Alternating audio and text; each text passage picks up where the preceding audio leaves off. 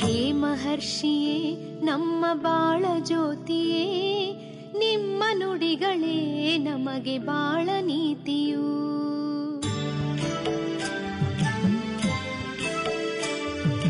ನಿಮ್ಮ ದರ್ಶನ ನಮ್ಮ ಬಾಳ ಚೇತನ, ನಿಮ್ಮ ಅಭಯವೇ ನಮಗೆ ಸಂಜೀವನ. ಕರುಣೆ ಕಣ್ಣಲಿ ನಿತ್ಯ ನಗೆಯ ಮೊಗದಲ್ಲಿ, ಕಂಗೊಳಿಸುವ ಆನಂದ ಗುರೂಜಿ. ಹೇ ಮಹರ್ಷಿಯೇ ನಮ್ಮ ಬಾಳ ಜ್ಯೋತಿಯೇ, ನಿಮ್ಮ ನುಡಿಗಳೇ ನಮಗೆ ಬಾಳ ನೀತಿಯು. ಹೇ ಮಹರ್ಷಿಯೇ ನಮ್ಮ ಬಾಳ ಜ್ಯೋತಿಯೇ, ನಿಮ್ಮ ನುಡಿಗಳೇ ನಮಗೆ ಬಾಳ ನೀತಿಯು.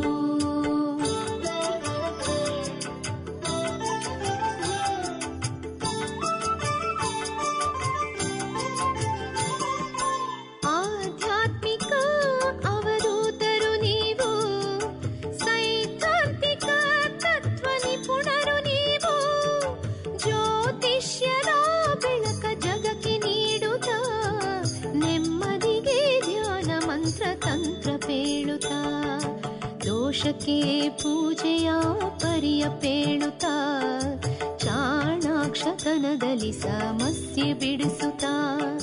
ತಂದೆಯಾಗುವೆ ಒಮ್ಮೆ ತಾಯಿಯಾಗುವೆ, ನೀತಿ ಮಾತಲಿ ನಮ್ಮ ಹೃದಯ ಗೆಲ್ಲುವೆ. ಹೇ ಮಹರ್ಷಿಯೇ ನಮ್ಮ ಬಾಳ ಜ್ಯೋತಿಯೇ, ನಿಮ್ಮ ನುಡಿಗಳೇ ನಮಗೆ ಬಾಳ ನೀತಿಯು.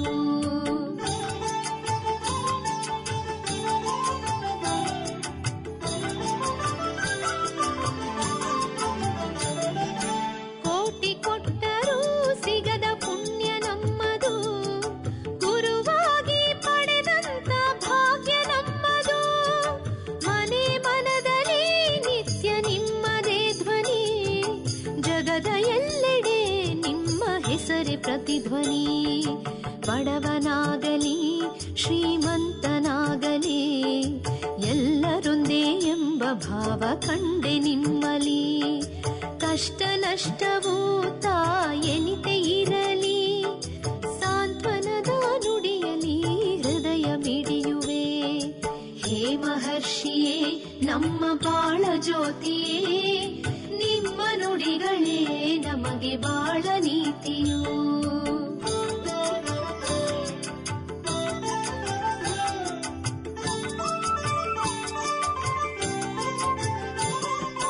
ನೋವ ಹೇಳುವ ಜನಕ್ಕೆ ನಲಿವ ನೀಡುವೆ, ದಿಕ್ಕು ತಪ್ಪಿದ ಮತಿಗೆ ನೀತಿ. ವೀಕ್ಷಕರೇ, ಕಾರ್ಯಕ್ರಮವನ್ನು ಮುಂದುವರಿಸೋಕ್ಕೂ ಮುನ್ನ ಇವತ್ತು ಗುರುವಾರ, ಇವತ್ತಿನ ಕಾರ್ಯಕ್ರಮ ಮುಗಿದ ನಂತರ ಗುರುಜಿಯವರು ಶ್ರೀರಂಗಪಟ್ಟಣಕ್ಕೆ ಆಗಮಿಸ್ತಾ ಇದ್ದಾರೆ. ಕಾರ್ಯಕ್ರಮ ಯಾವುದು ನಿಮ್ಮೆಲ್ಲರಿಗೂ ಗೊತ್ತಾ ಇದೆ. ಕಾವೇರಿ ಸಮಸ್ಯೆ ಬಗೆಹರಿದು ವರುಣನ ಕೃಪೆಯಾಗಲಿ, ರೈತ ಬಾಂಧವರಿಗೆಲ್ಲ ಒಳಿತಾಗಲಿ, ಪ್ರತಿಯೊಬ್ಬರಿಗೂ ಒಳಿತಾಗಲಿ ಅನ್ನುವಂತಹ ಸದುದ್ದೇಶದಿಂದ, ಮಹದಾಶಯದಿಂದ ಶ್ರೀರಂಗಪಟ್ಟಣದ ನಿಮಿಷಾಂಬಾ ದೇವಾಲಯದಲ್ಲಿ ಗುರುಜಿಯವರು ಒಂದು ವಿಶೇಷ ಪೂಜಾ ಕಾರ್ಯಕ್ರಮವನ್ನು ಬಹಳ ವಿಜೃಂಭಣೆಯಿಂದ ಹಮ್ಮಿಕೊಂಡಿದ್ದಾರೆ.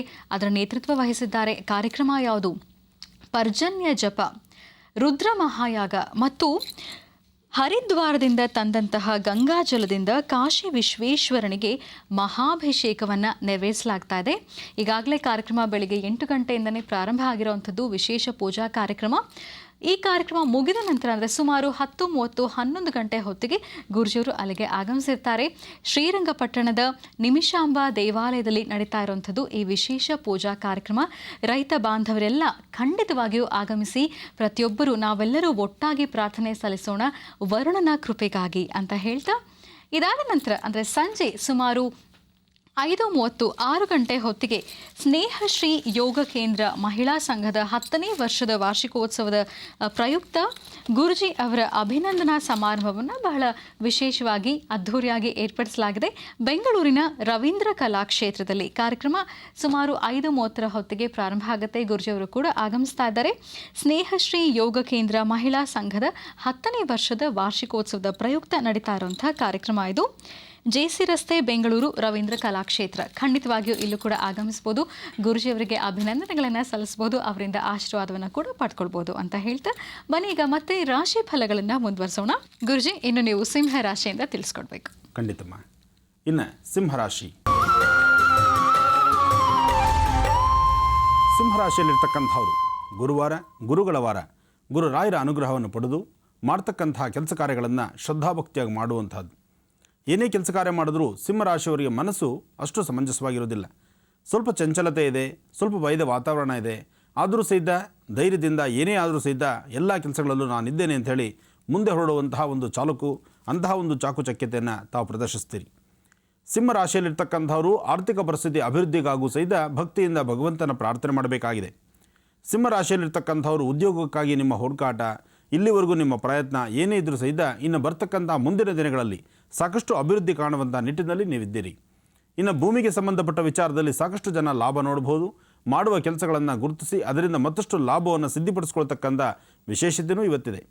ಇದಕ್ಕಾಗಿ ತಾವು ಮಾಡಬೇಕಾಗಿರೋದು ಮಹಾಗಣಪತಿಯ ಆರಾಧನೆ ಮಾಡಿ, ಗಣಪನ ಆರಾಧನೆ ಮಾಡಿ, ಸಾಧ್ಯವಾದರೆ ಗುರುಗಳ ಆಲಯಕ್ಕೆ ಹೋಗಿ ಭಗವಾನ್ ಶಿರಡಿ ಸದ್ಗುರು ಸಾಯಿನಾಥರ ಮಂದಿರದಲ್ಲಿ ಒಂದಿಷ್ಟು ಸ್ವೀಟೋ ಸಿಹಿನೋ ತೆಗೆದುಕೊಂಡು ಹೋಗಿ ಮಕ್ಕಳಿಗೆ ಹಂಚಿ ಬನ್ನಿ. ಮತ್ತಷ್ಟು ಶೀಘ್ರವಾಗಿ ಆದಷ್ಟು ಬೇಗ ನಿಮ್ಮ ಕೆಲಸಗಳಲ್ಲಿ ಮತ್ತಷ್ಟು ಪ್ರಗತಿನ ಕಾಣ್ತೀರಿ. ಇನ್ನು ಕನ್ಯಾ ರಾಶಿ.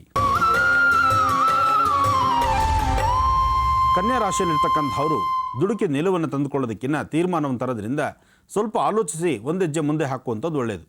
ನಿಮ್ಮ ಆತ್ಮೀಯರಾಗಿದ್ದು ಸದಾಕಾಲ ನಿಮ್ಮ ಶ್ರೇಯೋಭಿಲಾಷಿಗಳು ಅಂತ ನೀವು ತಿಳ್ಕೊಂಡಿದ್ದರೂ ಸಹಿತ ಅಂಥವರಿಂದಲೇ ಇವತ್ತೊಂದು ಸಣ್ಣ ಪುಟ್ಟ ಸಮಸ್ಯೆ ಎದುರಾಗುತ್ತೆ. ನನಗೆ ಯಾರೂ ಇಲ್ಲ, ಅಥವಾ ನಾನು ಯಾರ ಮಾತು ಕೇಳಬಾರ್ದು, ನಾನೊಬ್ಬ ಪ್ರತ್ಯೇಕವಾಗಿರಬೇಕು, ಪ್ರತ್ಯೇಕವಾಗಿದ್ದು ನಾನು ಏನಾದರೂ ಕೆಲಸ ಸಾಧನೆ ಮಾಡ್ಕೋಬೋದು ಅಂಥೇಳಿ ಈ ಪ್ರಕಾರವಾಗಿ ಹಲವಾರು ಥರ ವಿಭಿನ್ನವಾಗಿ ಆಲೋಚನೆ ಮಾಡುವಂಥ ದಿನ ಕನ್ಯಾ ರಾಶಿಯವರದಾಗಿದೆ. ಕನ್ಯಾ ರಾಶಿಯಲ್ಲಿರ್ತಕ್ಕಂಥವರು ಮಹಾವಿಷ್ಣು ಆರಾಧನೆ ಮಾಡಿ, ಸಾಧ್ಯವಾದರೆ ತುಳಸಿ ದಳದಿಂದ ವಿಷ್ಣುವಿನ ಪಾದ ಮೇಲೆ 2 ತುಳಸಿ ದಳ ಇಟ್ಟು ಪ್ರಾರ್ಥನೆ ಮಾಡತಕ್ಕಂಥದ್ದು, ಮನೆಯಿಂದ ಆಚೆ ಹೊರಡುವಂತಹ ಕಾಲ ತುಳಸಿ ತೀರ್ಥವನ್ನು ತೆಗೆದುಕೊಳ್ತಕ್ಕಂಥದ್ದು. ಜೊತೆಗೆ ಇವತ್ತಿನ ದಿವಸ ಗುರುವಾರದಿಂದ ಗುರುಗಳ ಭಕ್ತಿಯಿಂದ ಪ್ರಾರ್ಥನೆ ಮಾಡೋದ್ರಿಂದ ನಿಮ್ಮ ಧರ್ಮಕ್ಕೆ ಸಂಬಂಧಪಟ್ಟಂಥ ಗುರುಗಳನ್ನು ಪ್ರಾರ್ಥನೆ ಮಾಡೋದ್ರಿಂದಲೂ ಸಾಕಷ್ಟು ಲಾಭವನ್ನು ಕಾಣ್ತೀರಿ. ಇನ್ನು ತುಲಾರಾಶಿ. ತುಲಾರಾಶಿಯಲ್ಲಿರ್ತಕ್ಕಂಥವರು ದೂರ ಪ್ರಯಾಣದ ಬಗ್ಗೆ ಚಿಂತನೆ ಮಾಡ್ತಿರ್ತೀರಿ. ಆಕರ್ಷಣೆಯ ಕೆಲಸಗಳು ಸಾಕಷ್ಟು ಇದೆ. ಹಾಗೆ ಸಮಾಜಕ್ಕೆ ಗೊತ್ತಾಗುವಂತಹ ಸಮಾಜದ ಕಳಕಳಿಯನ್ನಿಟ್ಕೊಂಡು ಇನ್ನೊಬ್ಬರ ಕಷ್ಟಕ್ಕೆ ಸ್ಪಂದಿಸಿ ಆ ಕಷ್ಟದಲ್ಲೂ ಸಹಿತ ನಾನಿದ್ದೇನೆ ನಿಮ್ಮ ಜೊತೆ ಅಂತ ಹೇಳ್ತಕ್ಕಂಥ ಮನಸ್ಥಿತಿ ಇವತ್ತು ಅಂತಹ ಒಂದು ಮನಸ್ಥಿತಿಯನ್ನು ತೋರಿಸುವಂಥವ್ರು ತುಲಾರಾಶಿಯಲ್ಲಿರ್ತಕ್ಕಂಥವ್ರು.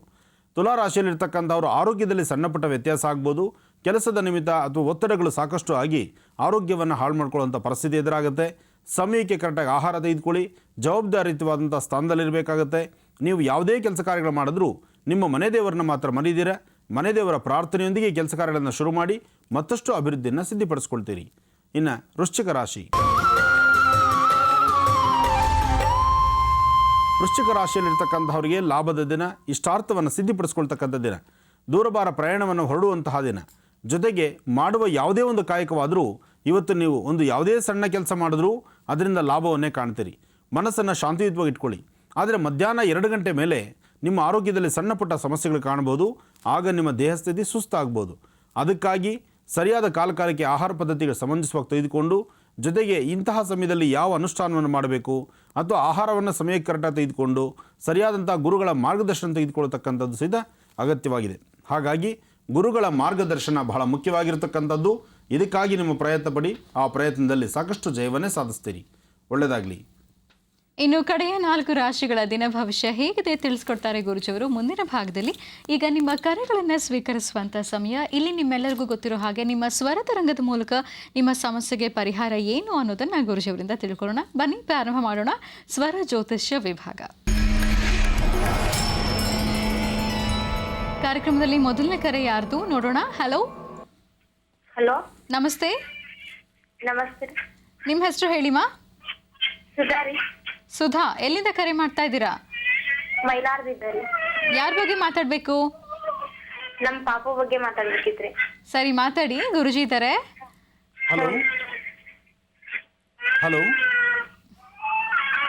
ಹಲೋ ಹಲೋ, ನಮಸ್ತೆ ಗುರುಜಿ. ನಮಸ್ತೆ ತಾಯಿ, ಹೇಳಮ್ಮ. ನನ್ನ ಹೆಸರು ಸುಧಾ ಅಂತ ಹೇಳಿ ಸರ್. ಗುರುಜಿ, ನನ್ನ ಅಕ್ಕಿ ಆಲೂರಿ ಕೊಟ್ಟಿದ್ರಿ. ಹಾಂ. ನಮ್ ಪಾಪು ಈಗ ಹೆರಿಗಾಗಿ 6ನೇ ತಿಂಗಳಿಗೆ ಆಗೈತ್ರಿ ಹೆರಿಗೆ. ಈ 3 ತಿಂಗಳದ 4ನೇ ತಿಂಗಳು ಬಿದ್ದತ್ರಿ ಈಗ ಹ್ಞೂ ಹೀಗಾಗಿ ತುಟಿ ಇದು ಸೀಳ್ ತುಟಿ ಆಗೈತ್ರಿ ಹುಟ್ಟಿರೋ ಪಾಪು ಓಹೋ ಹ್ಞೂ ಬಾಳ ಕಿರಿಕಿರಿ ಮಾಡ್ತಾನ್ರಿ